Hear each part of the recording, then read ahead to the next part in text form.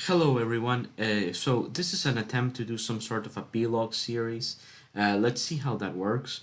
This is not something I've done before. I just want to create the opportunity to talk about academic stuff, be it conceptual legal issues, human rights issues, in a more free manner, in a manner that allows for a little bit more of a normal discussion than a big like lecture, and that's not necessarily part of a curriculum, but that nevertheless might be important. So what I want to talk about right now is an overlooked distinction between open rules and closed rules, or between that's what it could be called rules and principles. Now, let's say we have a contrast. An open rule is a rule that it gives a lot of leeway to the decision maker about how to apply it. For example, if I say, well, people should be respectful. What does that mean? People should drive at a reasonable speed. That is what does that imply? Well, as a decision maker, I have to judge whether a speed is reasonable. I have to judge whether this behavior is respectful.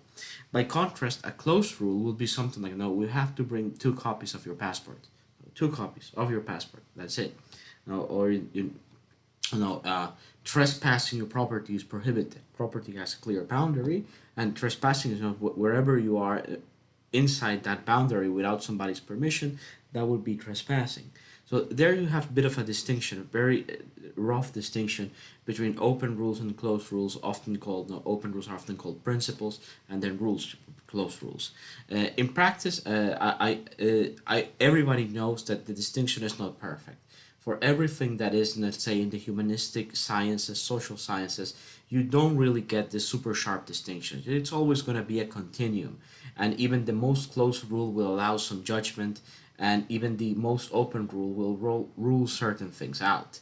If I say, well, no, here's respectful behavior, and the behavior in question is somebody gets a stick and just hits somebody 10 times, I'm pretty sure like there's no way to spin it that that's going to be respectful behavior, right? So in practice, there's going to be judgment all the time. There's going to be that's inevitable. There's some element of judgment, but the fact that there's some element of judgment should not lead us in this sort of situation, where at night all cats are black. That because judgment is part of making decisions with rules, be it open or closed, then all the rules are open. That is a huge mistake, and that's a mistake that we're not don't want to make at the outset. All right. Now, that distinction is well known, but here comes something that, in my point of view, is relatively original, so it's relatively new, crucial, and neglected. Okay, so in the dynamic between open and closed rules, between rules and principles, now which one is the one that you prefer? Uh, but let's not pose the question abstractly. Let's pose it a little bit more contextualized. Which is the type of regulation that you prefer if the regulation is going to be applied by your friend? And then what is the type of regulation that you would prefer if the regulation is going to be applied by your enemy? Now, I think this is a good question because it has an obvious answer. If you know that the rule is going to be applied by your friend, you want it to be as open as possible because your friend will have the greatest flexibility to adapt to your particular needs in the situation and to bend the rule in your favor as need be. On the contrary, if you know that the rule is going to be applied by your enemy, you want it as closed as possible. Because you know that your enemy will try to legally hurt you within the boundaries of the rule. The more open the rule, the more rope he has to hang you. The more closed the rule, the less possible is for that sort of behavior to arise, or at least within the corners of legality. No, and I think that answer is pretty much an axiom, and that's why I think it's so important, right? Because I pretty much don't think there is any possibility of looking at this differently, and the axiomatic force of it makes it theoretically interesting. If the rule is going to be applied by your friend, so if your friend is going to decide whether your behavior is correct or not, well, let's say no that my friend judges if my behavior is appropriate, if my behavior is desirable, and then if I did something that was a little bit untowards, and then my friends would say, well, yes, but in that situation, that's definitively appropriate. You're acting in the right way at the right time with the right person. On the other hand, if the rule is going to be applied by your enemy, no, you don't want your enemy to judge whether your behavior is appropriate or not. Because even, let's say, you're very polite, and then your enemy says, no, that's too polite. That we don't like that. That's too stiff. That's not all right. So if the rule is going to be applied by your enemy, you want the rule to be as strict as possible, and then say, okay, well, the only thing that you have to do here is bring a tie. If you have a tie, you're in. If you don't have a tie, you're not. Well, there will be some room of interpretation whether something counts as a tie or not, but it's a different ball game. That just judging whether something is appropriate. So we have there a contrast, okay, between rules applied by your friend, make them as open as possible. Rules applied by your enemy, make them as close as possible, within the boundaries of what's possible given the natural vagaries of human language. Now, and here is, so I believe that's pretty much an axiom. I would be very interesting to try to find a solid counterexample to it. I have the impression that there isn't. But no, there probably is. No, nothing in human reality is truly without exceptions. But let's stay there for a while.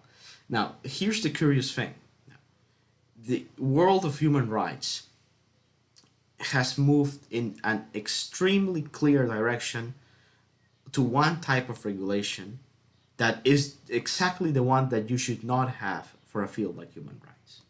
Now, because what do I think when I think of human rights? Well, of course, I think that these are going to be the protections, the last line protections against arbitrary state authority. Now, by definition, human rights are going to be chiefly applicable when the Leviathan is trying to get you. When you have a state authority that is potentially going to crush you.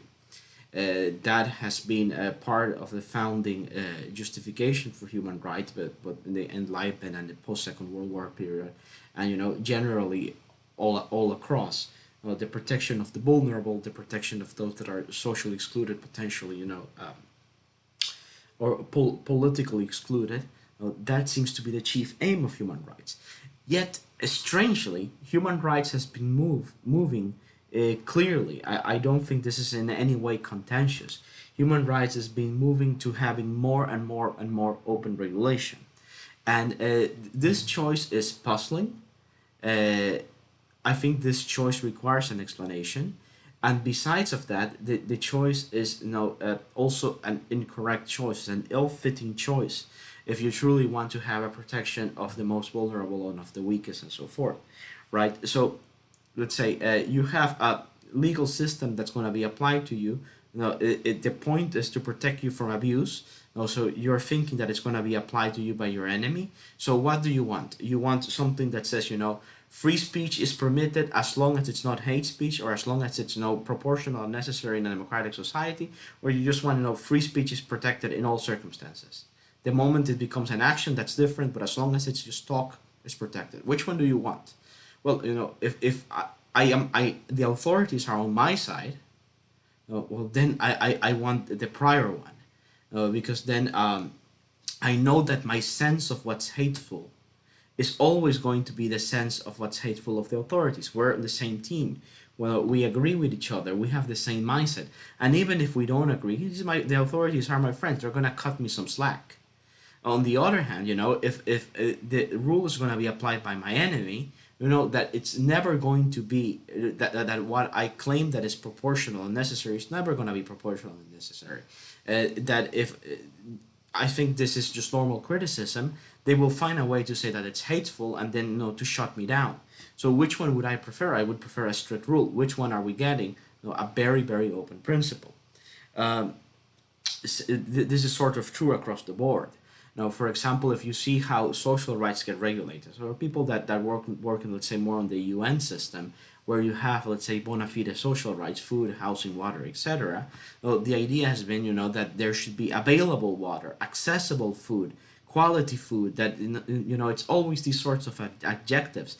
And then academics will tout this as excellent because then that allows for your contextualized judgment and case-by-case analysis, and then you see if in this village, what may be available for this minority might not be okay for the other one.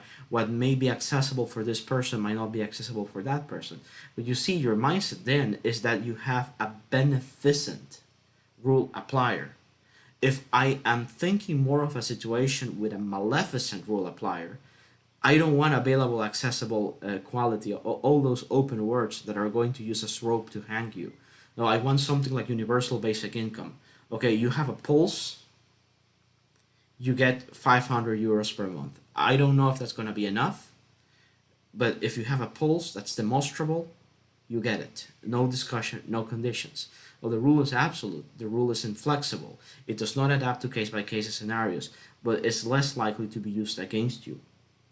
Then you could also think, for example, of the distinction, how are you going to make a distinction between things like cultural diversity and cultural relativism, indoctrination and education, protection and paternalism. If you see actual human rights law, it loves all these sorts of distinctions, and then it requires a wise judge with a frenetic case by case analysis. Phronesis, the Aristotelian concept of wisdom, looking at case by case analysis instead of sticking to the rules. It requires all that to make these distinctions in all these scenarios. But then the question is this what you want for a system that should apply in a scenario that emphatically should apply in a scenario where the authorities are the rule appliers are potentially your enemies? Because by definition, what you're wanting is sort of a system of human rights is to protect the weakest party, the party who's not socially empowered, this party that's not politically empowered. So the question is that what you want? Now, here is another way of telling the same story, but it's with a slightly different metaphor. So now, not necessarily in the field of human rights. Let's say you are going to no, you're going to travel across the world. So, and here are your options. You want to shave because you're going to be traveling and you prefer to shave for whatever reason. I don't care. And then here are your options. Now, well, number one, you have an electric razor blade. Number two, you have how it's called, the big ones, the plastic ones. Number three, you have something like a straight razor, uh, just a piece of metal with an edge, and you can take a sharpener with you. Now, which one is the best equipment? No, it's trivially that the electric razor is the best equipment. No, it's really good. Like, it's very comfortable. It doesn't hurt. It's just like and then you're done in 30 seconds. So that one's really good. But but good in what context? No, you don't want to judge shiny new equipment. You want to judge things also ecologically. Now, what is the ecological habitat in which this has to prove itself useful? Now, what is the ecological habitat in which I'm going to judge this as being good? And if the ecological habitat is now you're just in Europe and then you just plug it in the wall and use it, well, then it's really good. But if the ecological habitat is that you're taking a trip around the world and then maybe there's going to be places where no electricity, maybe it might not work with different voltages. Oh, but what about different plug systems? No, you need an adapter for it. Oh, and by the way, but on the other hand, a straight dress, it might not be very comfortable. It might require much more skill. But in worst case scenario, you can probably even use it like to open a coconut. Don't trust me on that one because I haven't tried. But then the point is, you have a much wider range of scenarios. The ecological habitat of the straight razor is just much wider than the ecological habitat of the electric razor, and the big one is in between. And then which one do you choose? Well, it depends on what ecological habitat you expect. You expect a comfy European ecological habitat, or you expect the unexpected.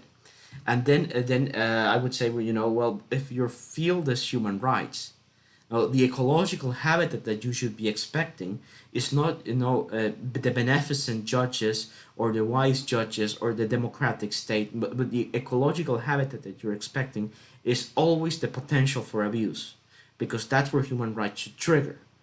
For other stuff, and the thing is, if you want other stuff, well, tort law gives you all the flexibility you need to get these sort of weird torts. And the way human rights has become, because tort law is very flexible, tort law, the duties of care are unspecified, then we might say, you have to behave as a reasonable person, as a reasonable neighbor, as a bonus pater familia, they said in the Roman law. Okay, but that's very broad, and then tort law is sort of like a catch everything.